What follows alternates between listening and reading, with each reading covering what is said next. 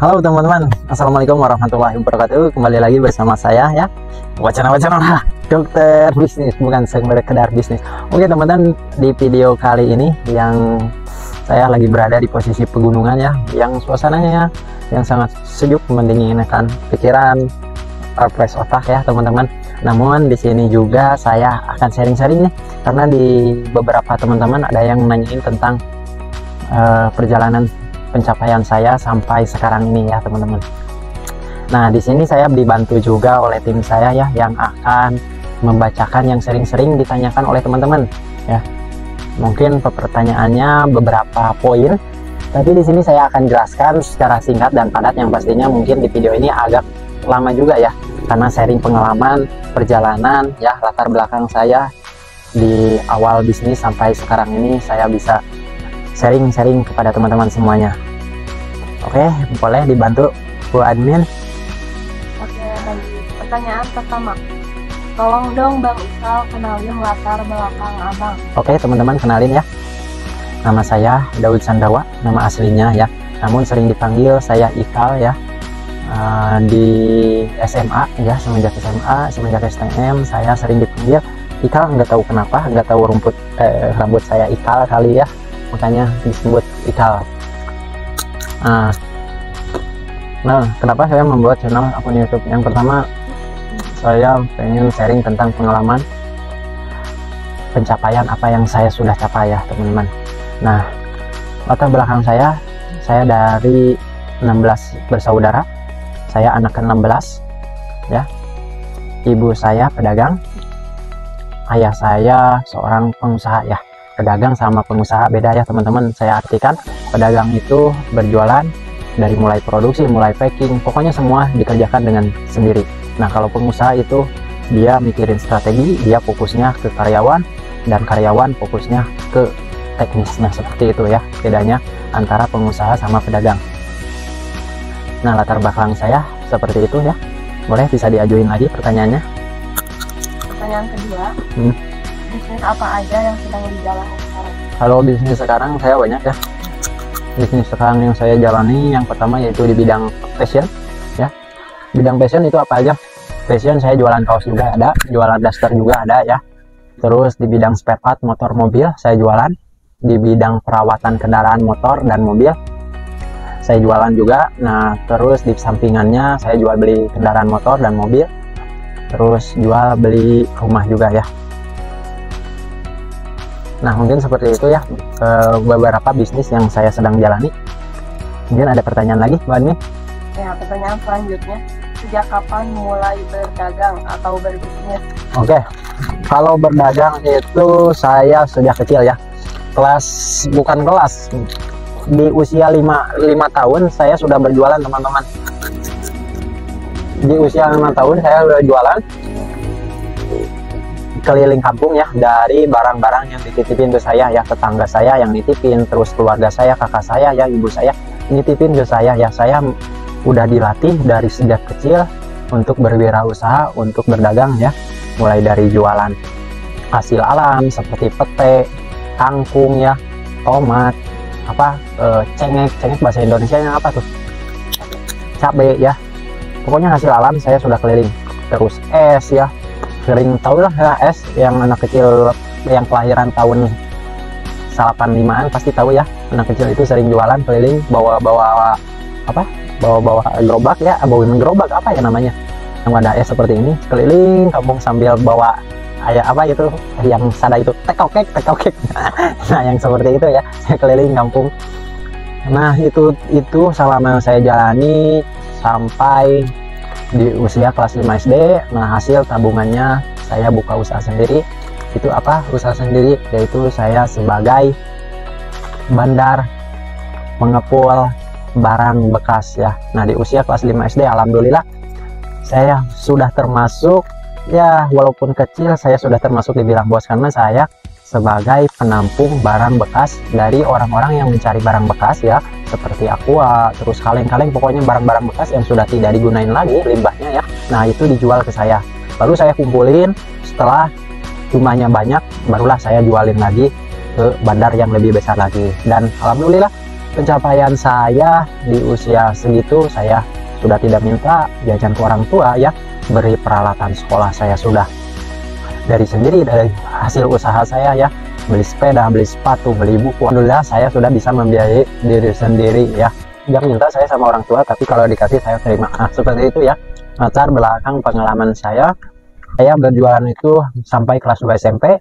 2 SMP saya tertunda karena ada beberapa faktor ya. Yang pertamanya sih intinya saya nakal lah, intinya ya nakal, dan jauh dari orang tua juga. Saya dititipin di pesantren ya.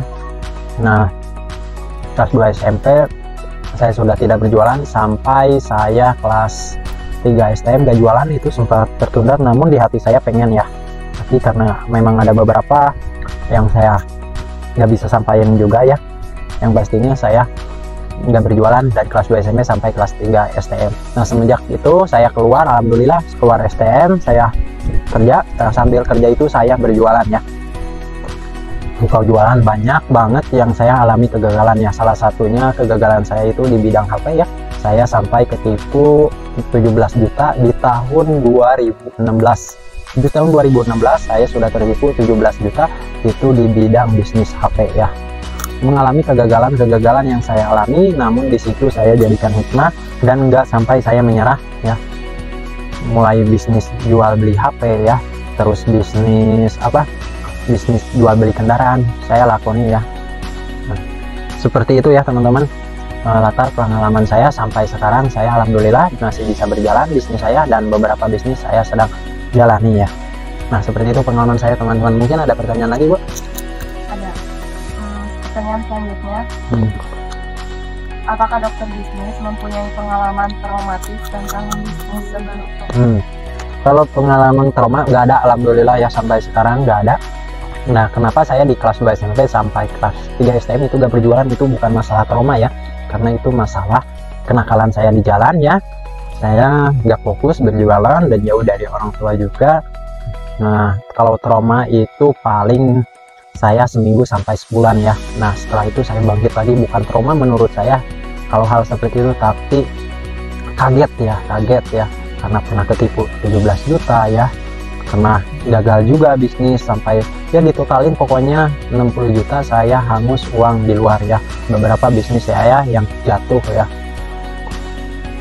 Nah, seperti itu ya. Kalau trauma alhamdulillah enggak, karena kalau menurut saya kalau trauma saya nggak bakalan jalan dan nggak bakalan bisa sharing-sharing pengalaman saya sampai saat ini, sampai pencapaian saat ini. Berarti otomatis saya tidak mengalami trauma ya teman-teman. Nah, seperti itu ya teman-teman. Ada pertanyaan lain? Oke teman-teman, mohon maaf nih sebelumnya ya, saya sambil makan kuaci seperti ini ya. Jadi gak ganggu kan ke teman-temannya ya, karena saya sambil santai-santai ini di pegunungan. Suasananya yang sangat sejuk dan dingin menjagarkan pikiran ya teman-teman. Ya, baik. Pertanyaan selanjutnya, apa prinsip terkuat dalam kehidupan dokter bisnis? Oke, prinsip terkuat itu menurut saya punya mimpi besar. Karena kalau tidak ada punya mimpi besar, target pun tidak akan berjalan ya. Maka oleh karena itu mimpi-mimpi, cita-cita teman-teman ya, bukan saya mengajari, namun ini saya sharing sesuai pengalaman saya.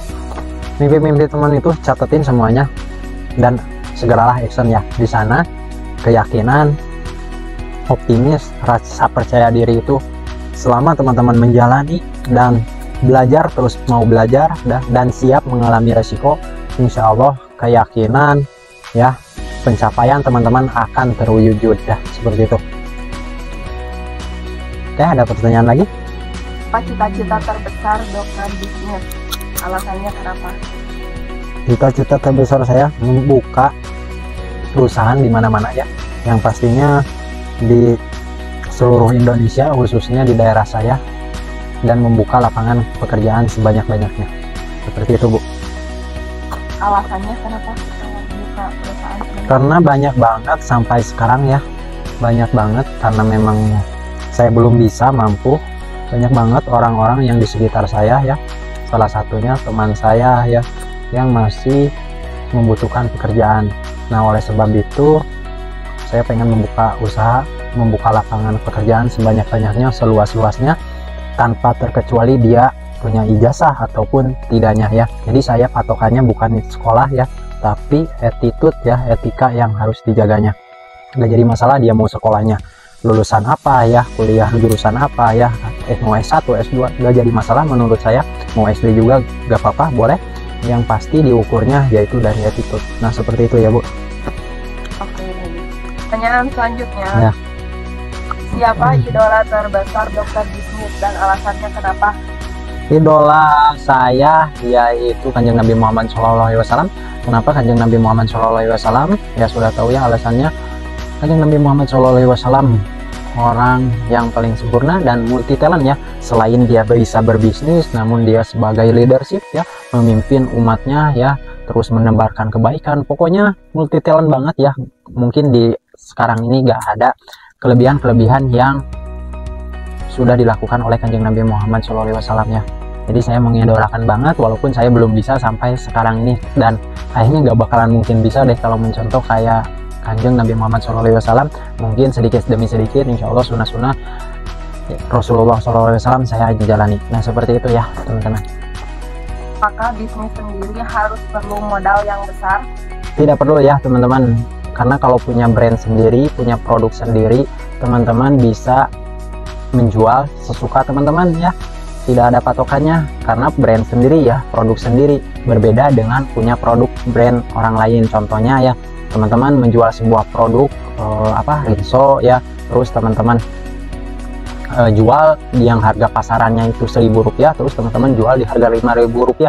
Nah, itu jangan ya teman-teman, pasti jangan, karena gak bakalan mungkin juga ada yang beli ya teman-teman ya, karena udah tahu rata-rata pasarannya. Berbeda dengan produk sendiri ya. Kalau teman-teman buat produk yang sudah saya share ya di YouTube channel saya, terus teman-teman buat produknya, teman-teman bisa jual mau berapa, mau 10.000, 20.000, 100.000, sesuka-suka teman-teman, karena nggak ada saingannya, nggak ada kompetitornya, karena baru pertama kali teman-teman buat. Asalkan walaupun ada produk yang serupa tapi berbeda ya dengan nama brandnya, nama produknya. Nah, seperti itu ya teman-teman, dan saya akan sharingkan ya tentang pengalaman saya awal jualan berbisnis. Nah, di tahun 2019 ya, saya mengalami kegagalan yang sangat luar biasa ya teman-teman. Saya bangkrut benar-benar, sisa uang itu sekitar 2 juta, dan saya mengolahnya, membuat sebuah produk ya. Sampai sekarang alhamdulillah booming produknya, yaitu penghitam bodi motor salah satunya. Alhamdulillah dari modal 2 juta saya sekarang sudah terkumpul ya. Ya alhamdulillah, seperti teman-teman lihat di video-video sebelumnya, penjualan saya seperti gimana ya. Nah, seperti itu ya. Yang pastinya teman-teman dengan modal sedikit, yang pasti teman-teman harus optimis, penuh keyakinan, berikhtiar, berusaha, mau belajar, mau mengalami kegagalan. Dari kegagalan jangan pernah menyerah ya. Berdoa, berikhtiar yang pastinya ya teman-teman. Seperti itu. Oke. Pertanyaan selanjutnya, ini banyak banget yang menanyakan tentang ini. Apa itu reseller dan dropshipper? Tolong jelaskan. Kalau reseller itu bidangnya tujuannya sama, jualan ya. Kalau reseller itu nyetok barang, kalau dropship itu dia jualan tapi tidak stok barang, jadi dikirimnya oleh pihak supplier si dropship tersebut. Nah, seperti itu ya perbedaannya. Jadi reseller itu stok barang, dropship itu tidak stok barang. Oke, paham ya? Oke, baik. Faktor apa saja yang dapat mempengaruhi keberhasilan dalam usaha? Faktor apa yang mempengaruhi keberhasilan dalam berusaha? Yang pertama ya, hablu minanas, hablu minallah, sholat duha, tahajud ya teman-teman, terus sodako pagi juga ya. Pokoknya berhubungan baik sama manusia dan berhubungan baik sama Allah. Dan teman-teman, kalau hati teman-teman udah nyaman ya, udah dekat sama Allah, dunia itu akan otomatis kok, tanpa kita kejar-kejar akan datang sendiri, asalkan kita dekat dengan Allah Subhanahu wa Ta'ala. Namun bukan berarti ya teman-teman harus terus beribadah tanpa berikhtiar ya. Teman-teman juga harus dibarengi ikhtiar ya. Salah satunya yaitu berbisnis ya teman-teman, karena berbisnis menurut saya itu 9 pintu dari 10 rezeki kita ya.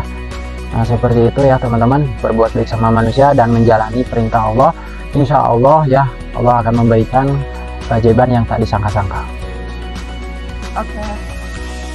Tipsnya dong Pak Dokter, bisnis apa yang paling mudah dikerjakan? Tips bisnis apa yang paling mudah dikerjakan? Bisnis yang paling mudah dikerjakan itu yang pertama sesuai hobi teman-teman, sesuai skill teman-teman ya, sesuai kemampuan teman-teman.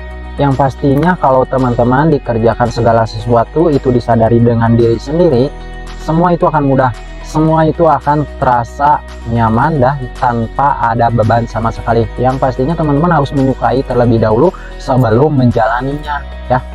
Oke, seperti itu. Pertanyaan selanjutnya, Ya. sejak kapan Pak Dokter mempunyai tim dalam berbisnis? Saya mempunyai tim di kelas 5 SD, udah punya tim ya. Jadi orang-orang yang mencari barang bekas itu dijual lainnya ke saya. Jadi saya ngasih uang ke mereka ya. Nanti dia suruh menjual ke saya. Nah, seperti itu ya. Di kelas 5 SD saya sudah punya tim, alhamdulillah ya. Oke. Pertanyaan selanjutnya, apa yang sudah didapatkan selama ini di dalam bisnis, selama menekuni bidang bisnis, apa yang udah didapatkan, apa yang udah dicapai?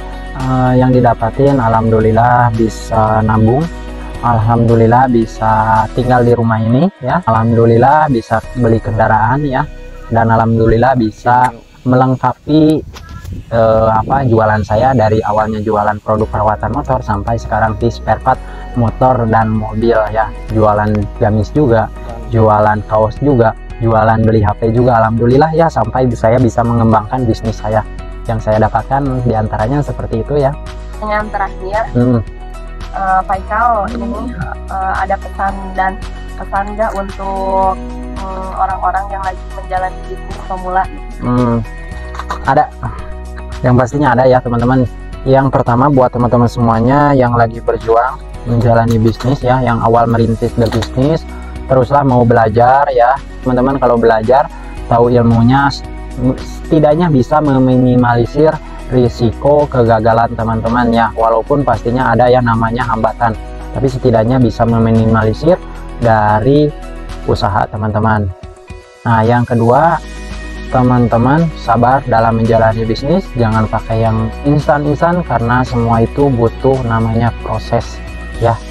Nah, yang ketiga, yaitu bukan ketiga, terakhir ya, yang pastinya ini ada beberapa poin yang saya mau sampaikan kepada teman-teman, dan di antara poin ini insya Allah bisa menghantarkan pencapaian keinginan teman-teman. Jauhi maksiat, dekati Allah Subhanahu wa Ta'ala ya teman-teman, jalani perintah yang Allah sudah perintahkan ya, perbanyak perdalam agama Allah, insya Allah jiwa hati teman-teman sudah tenang ya, pikiran teman-teman tenang ya. Kalau menjalani sesuatu bidang usaha apapun itu akan dijalaninya juga rileks, tenang ya, dan bisa mencapai sesuai apa yang teman-teman inginkan karena tidak tergesa-gesa, tidak terburu-buru ya, rileks ya, tidak terlalu cepat mengambil sesuatu keputusan ya, seperti itu. Di antara poin-poinnya, yang pertama yaitu dekati Allah Subhanahu wa Ta'ala, menjalani perintahnya ya, abdominanas seperti saya sebutin tadi, yaitu berhubungan baik sama manusia, dan mau belajar dan mau berikhtiar ya, berusaha, sabar ya, melewati proses-proses step by stepnya. Oke, dari beberapa poin tersebut semoga bisa memotivasi teman-teman, bisa menginspirasi teman-teman. Saya tidak terlalu banyak menyampaikan apa yang saya sampaikan, namun di beberapa poin di sini semoga bisa bermanfaat buat teman-teman semuanya. Saya doakan teman-teman bisnisnya semoga lancar ya, cepat laris di pasaran, semoga cepat membuka lapangan pekerjaan seluas-luasnya dan sebanyak-banyaknya. Oke teman-teman, mungkin hanya segitu dari saya. Mohon maaf apabila ada tutur kata ataupun perilaku yang kurang berkenan. Saya undur diri. Di next video, sampai jumpa kembali. Dr. Business.